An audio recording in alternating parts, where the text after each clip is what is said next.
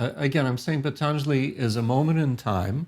It's a good foundation for practice. I mean, I can't really argue with any of the yamas or niyamas because, Right. nonviolence, it reflects the same kind of value system that you find even in the Ten Commandments. To be true to these ethics means removing yourself from society in order to achieve that state of samadhi that, Patanjali is recommending based upon the Samkhya way of thinking.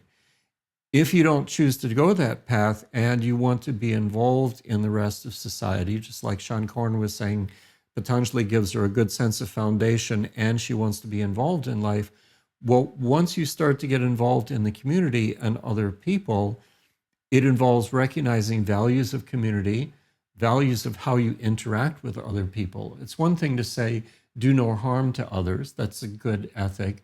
But when you positively relate to people, do no harm is not enough to understand how we relate to people productively, which means you have to incorporate more values to guide you in your behavior relative to other people. And the interesting thing you come up with is, on the one hand, you've got a universal set of values that any human being could agree to, like, let's say, as represented by Patanjali, at least with the yamas.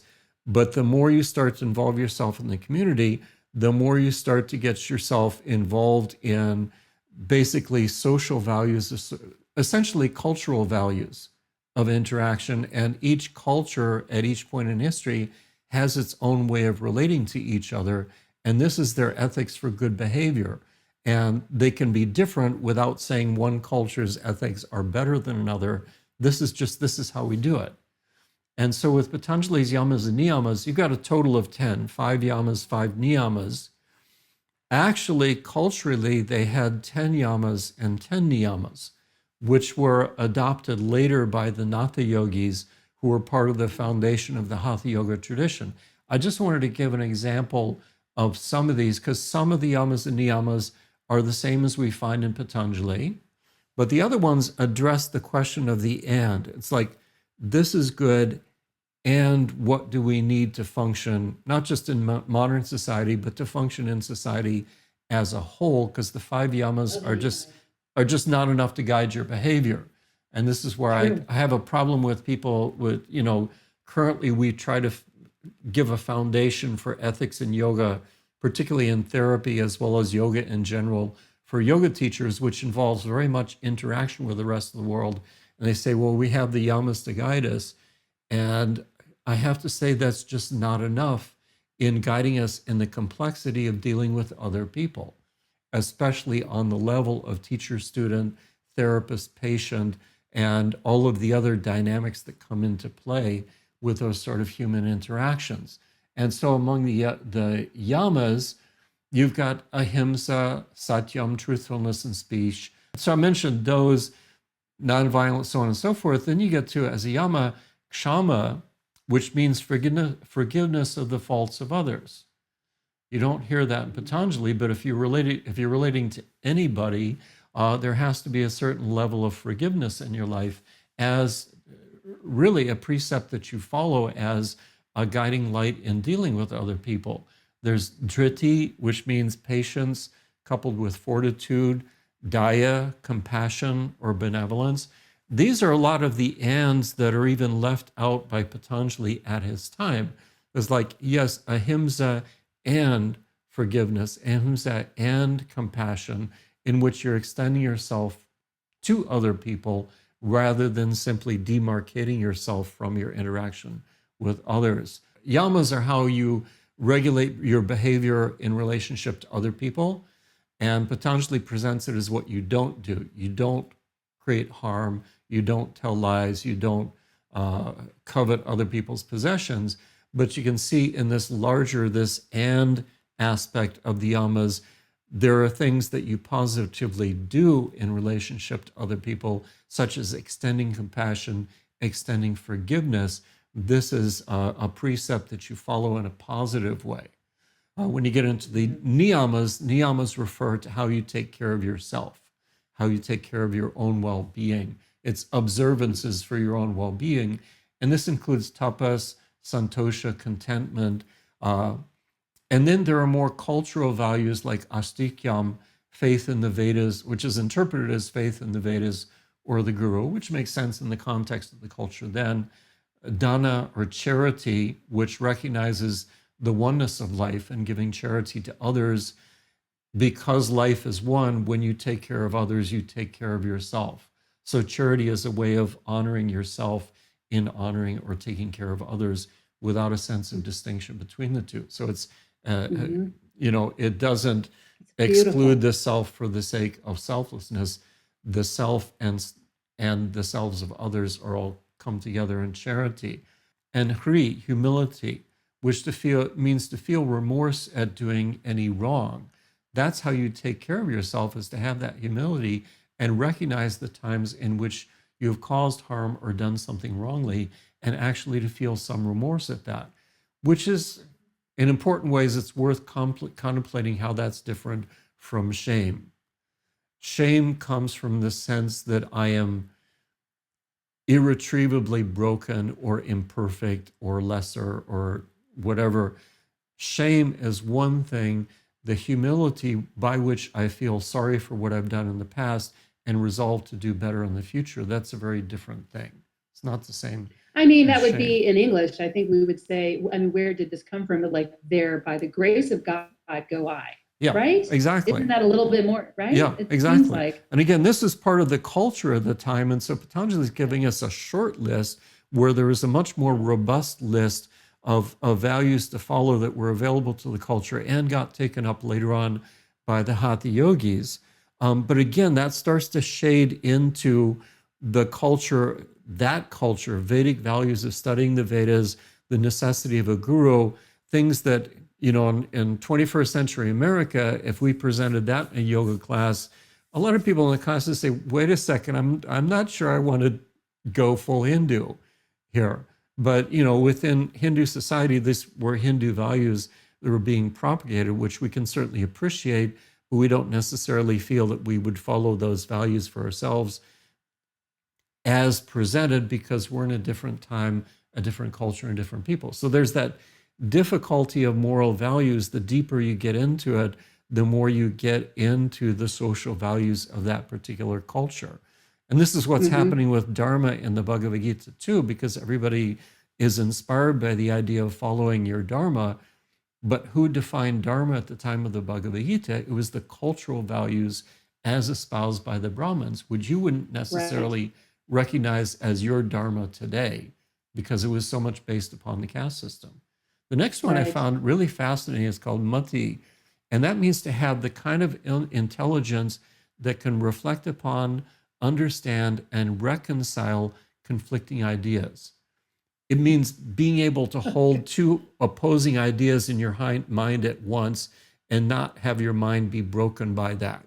It's like being able to see both sides of the issue and come to some understanding and appreciation of both sides and sort of reconcile themselves within your own mind without necessarily negating that contradiction. The ability to hold contradictory ideas is the basis of understanding, because life is not black and white in that way. It blows my mind that that's a word and that that's there and that was a concept in Indian society, in Hindu culture in the 13th century. This is going back to the 4th or 5th century. 4th or 5th. Okay. I mean, I just want to make sure I place that. And so I want to ask,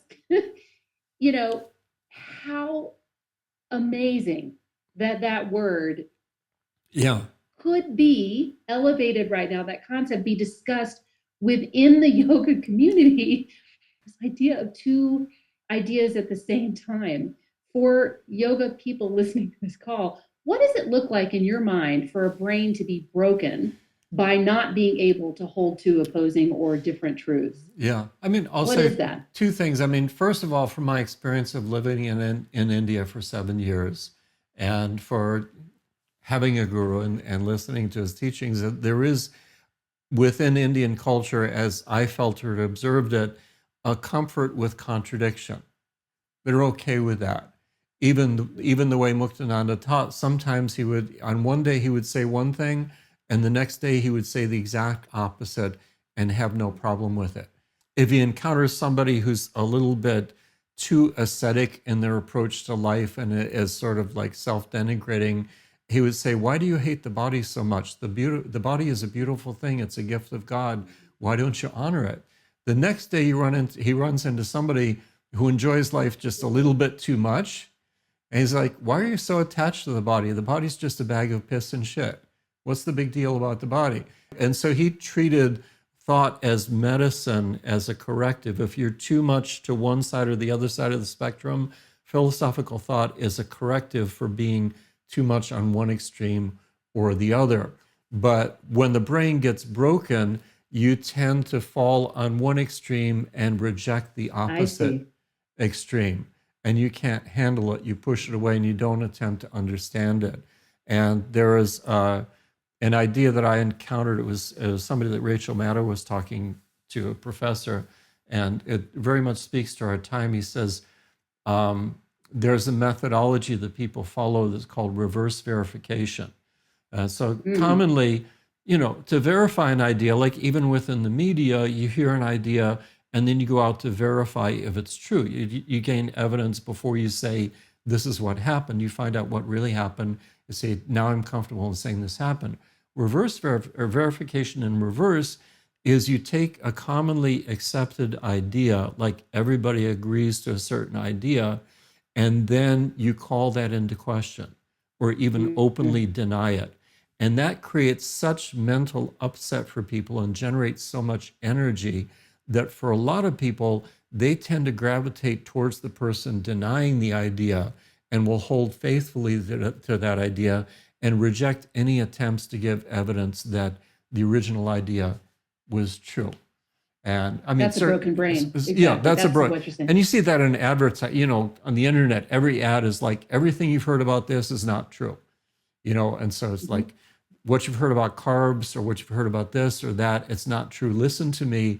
And then you become faithful to the person who knows better than everybody else. And that's when we become polarized by that methodology. And that methodology is getting used more and more. It's actually by questioning an accepted truth that you actually create polarization, because now you have two groups of people who don't listen to each other anymore. The one group says, there's all this evidence that this is true. Why aren't you listening? The earth is round, And the other group is saying, I don't care what you're saying. You're just trying to fool me because I know what's really true, because I know that's wrong. And that's when they stop communicating with each other. And that's that loss of mati, because I'm not saying never be skeptical. It's one thing to be skeptical of ideas. It's another thing to deny a truth outright, unless it's obviously, untrue. It made me think about Descartes. Descartes thought that he could arrive at foundational truths by practicing doubt. And he said, if I call everything into doubt, what's the one foundational truth that I arrive at upon which I can build all other truth? And so he ends up with, I think, therefore I am, that famous saying there. And then the people that came after him said, well, yeah, you can question that too, because who's aware that you're thinking, is that really you? And then you end up in this no man's land where all truth is called into question equally. And this is where people get manipulated.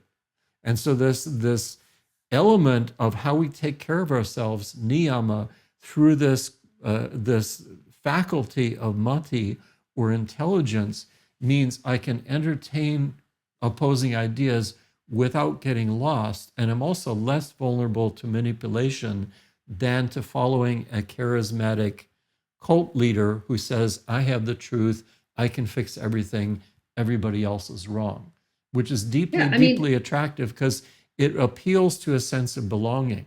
I want to belong to this truth because we're so tight, and it's you and me against the rest of the world, sort of thing. It's very, and again, when you get into dealing with other people, this is a way in which you take care of yourself in relationship to other people. So you maintain healthy boundaries and you're not manipulated by others by maintaining that faculty. That's something that's really kind of missing.